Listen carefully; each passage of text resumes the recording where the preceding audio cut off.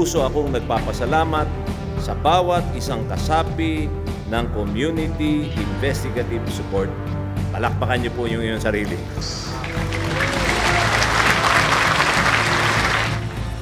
At sana'y dumami pa ang katulad niyo.